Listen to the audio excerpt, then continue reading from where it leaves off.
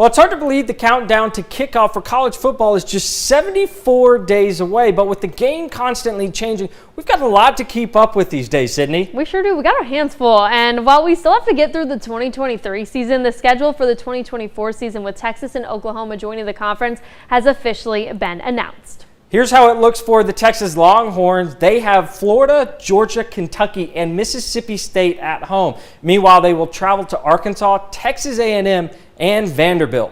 As far as OU goes, they'll have Bama, South Carolina, and Tennessee at home. They will travel to Auburn, LSU, Missouri, and Ole Miss. Just looking at these schedules right now, Patrick, who do you think's got the tougher schedule? I don't want to sound like a homer, but I think it has to be Oklahoma. You know, look at what Tennessee did last year. Josh Heupel has that program going. Alabama speaks for itself. Traveling to Auburn, to LSU, and to Ole Miss, that's a lot of good football there. I think Oklahoma fans are going to be treated in the SEC.